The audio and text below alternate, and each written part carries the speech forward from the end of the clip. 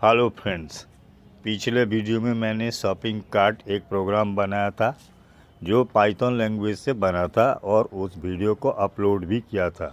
आज मैं उसी प्रोग्राम को थोड़ा और एडवांस बनाने वाला हूं। इसमें मैं एक मेनू जोड़ने वाला है जो है पेमेंट ऑप्शन। तो सबसे पहले हमें जो है चेकआउट जो फंक्शन है उस फंक्शन को हम थोड़ा और अपडेट करेंगे। तो उसके लिए हमें एक मेनू का ऑप्शन पहले बना के देना है यूज़र को, जिसमें पेमेंट ऑप्शन रहेगा 4 तरीके का। तो उसमें कैश पेमेंट होगा, उसके अलावा यूपीआई या क्यूआर कोड से पेमेंट किया जा सकता है, डेबिट या क्रेडिट कार्ड से भी पेमेंट किया जा सकता है, या वॉलेट का भी यूज़ किया जा सकता है। और इसका एक मेनू हमने बना दिया। तो यूज़र जो भी रिस्पॉन्स करेगा उसको हम स्टोर करेंगे। वेरिएबल बनाया है pay_choice के आखिरी में एक डॉट स्ट्रिप लिखा है। ये एक्चुअली अगर कोई स्पेस एक्स्ट्रा दे देते हैं यूज़र तो उस स्पेस को रिमूव कर दिया जाएगा। उसके नीचे पेमेंट मोड्स इक्वल देकर एक हम डिक्शनरी वेरिएबल बना रहा हूँ, जिसमें एक की और एक वैल्यू रहेगा। 1 है की, कैश है वैल्यू। इसी तरह 4 की और 4 वैल्यू मैंने इसमें स्टोर कर दिया। उसके नीचे एक और वेरिएबल बनाया जा रहा है जो है पेमेंट_मोड इक्वल साइन दिया। तो पेमेंट मोड्स जो वेरिएबल है उसको कॉल किया, ब्रैकेट में अंदर उसको कॉल किया और गेट ऑप्शन लगाकर पे चॉइस जो वेरिएबल में यूज़र इनपुट करेगा उसको कॉल किया गया है। अगर यूज़र इस चारों के अलावा कुछ और टाइप करते हैं तो हम मान लेंगे ये कैश पेमेंट है, तो उसके लिए कैश हम डिफ़ॉल्ट बना दिए हैं। अब हम ये पूछेंगे पेमेंट रिसीव हुआ है कि नहीं।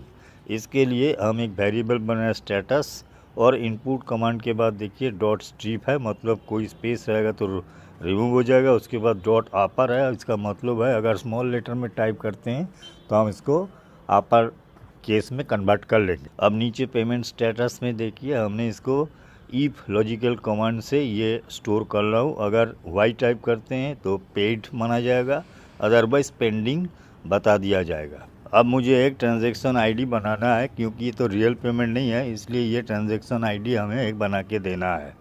तो उसके लिए हमारा कमांड रहेगा transaction_id, एक वेरिएबल है। उसके बाद एफ है फॉर्मेट TXN- ये टेक्स्ट है। उसके बाद random.randint, ये एक फंक्शन है पाइथन का, और ब्रैकेट के अंदर 10,000, 99,999 इस बीच कोई भी नंबर रैंडमली आएगा। और नीचे कस्टमर एक डिक्शनरी वेरिएबल बनाकर, पहले तो नेम मोबाइल एड्रेस पहले से हम स्टोर कर ही चुके थे, और उसके साथ 3-4 और जोड़ रहा हूँ, पेमेंट स्टेटस और ट्रांजैक्शन आईडी एट्सेट्रा। अब मैं एक नया फंक्शन लिखने जा रहा हूँ, सेव सेल्स हिस्ट्री। एक्चुअली ये जेसन फाइल बनेगा जिसमें सेव हिस्ट्री हम सेव करेंगे। उसके लिए रिकॉर्ड नाम का एक वेरिएबल बना रहा हूँ। ये भी डिक्शनरी टाइप का वेरिएबल है, और उसके अंदर इनवॉइस नंबर और बाकी जितने भी हमें कस्टमर, सब टोटल, डिस्काउंट, टैक्स, ये सब की और वैल्यू के रूप में स्टोर कर लेता हूँ। तो हमें अब एक जेसन फाइल बनाना है, तो उसके लिए हमने सबसे पहले एक एरर हैंडलर लिखा है ट्राई। उसके बाद विथ ओपन फंक्शन से हम ओपन करना है एक फाइल जो सेल्स हिस्ट्री डॉट जेसन है। उसके बाद इन्वर्टेड कॉमा के अंदर आर का मतलब रीड एस फाइल एक वेरिएबल है जिसमें sales history dot JSON store है। उसके बाद data equal JSON dot load, और ब्रैकेट के अंदर पैरामीटर है फाइल, मतलब उस फाइल को हम लोड कर रहा है। अगर ये फाइल बना नहीं है तो एरर हो सकता है, तो इसके लिए एरर हैंडलर दिया गया है फाइल नॉट फाउंड एरर। और उसके बाद डेटा नाम से एक हम लिस्ट वेरिएबल बनाया, फिर डेटा डॉट अपेंड करके रिकॉर्ड ऊपर में जो वेरिएबल है उसका सारा डेटा हमने यहाँ पर अपेंड कर लिया। अब मैं विथ ओपन से sales history dot JSON comma का डब्ल्यू का मतलब राइट, SF मतलब वो file name, JSON dot dump bracket में डेटा जिसमें अभी डेटा स्टोर किया, एफ है फाइल नेम, और इंडेंट इक्वल 4 मतलब इंडेंट इक्वल 4 का मतलब हर लाइन पर एक टैब लग जाए। तो इस तरीके से हमने फाइल बना ली है।